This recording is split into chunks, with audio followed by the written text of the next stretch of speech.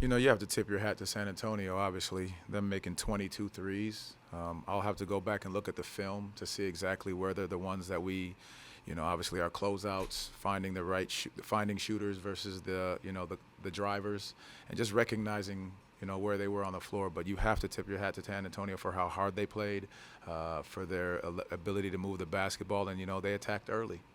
When there's such a disparity in the number of made threes in that area, just how tough is that for you to overcome? It's super tough to overcome. Obviously, you're not going to get it back in one possession, and I think that happens a ton in the game, where you try to chase the threes that they're making back with the threes and look to get aggressive. But we got to continue to stay the course and do what we're capable of doing. That's ball movement, and then it's about getting stops. You got to be able to get stops to get out and run. You know, now 13 games left in the season, any loss hurts chances for playing in postseason positioning.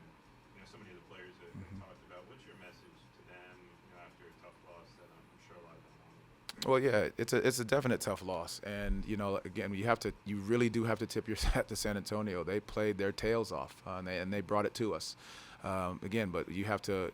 This one stings. This one hurts because it's one that we let get away from us.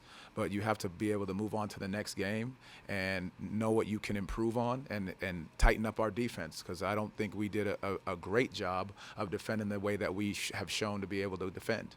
Speaking of moving on, the final 3 games of this road trip all come against teams that are playing for meaningful basketball this late in the season. Just how valuable can those experiences be for this group?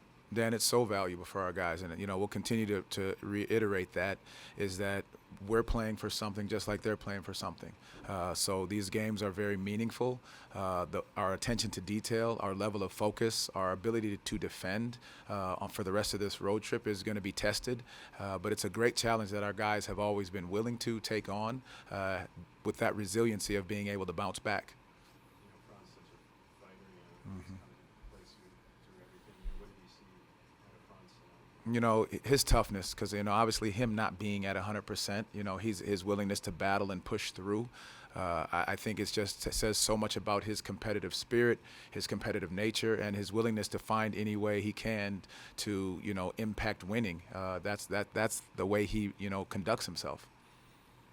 I think we were just late on a lot of our rotations. I think they did a great job moving the ball, not being stagnant.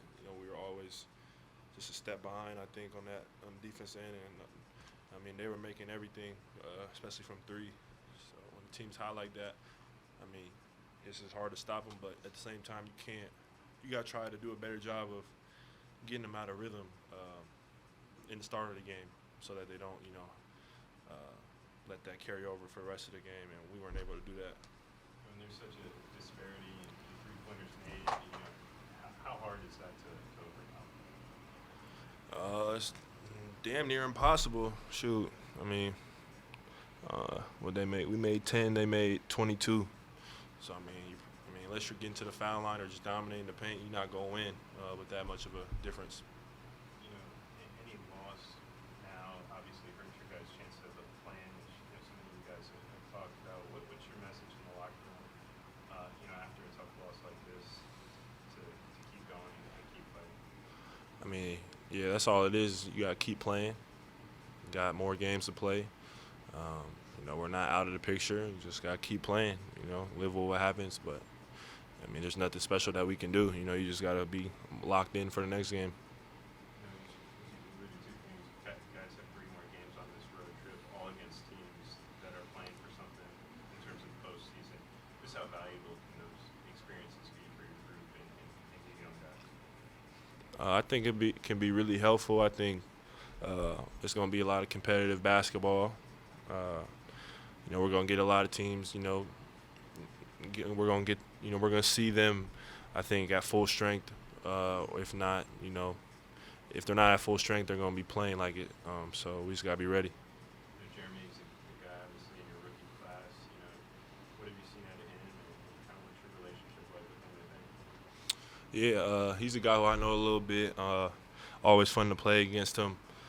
He's a really good player, offensively and defensively. He's just a guy. He's going to probably play there for a long time, or play here for a long time in San Antonio. and I'm sure they're excited to have him. You see, Franz, battle through injury. Obviously, he wasn't 100% tonight and playing hard. Just what does it say about his character and willingness to do anything beyond the court? Yeah, no, it says a lot. I mean, he's done that all year. He sprained his ankle a couple times throughout the year, and then he always comes back for the next game. So that just speaks to not only just his durability, but just his want to play. I want to be there for the guys, and just put his whether he's at 100% or not, him trying to put his best foot forward, to help the team. And so, just as a teammate, it means a lot. A guy like that just always laying it on the line.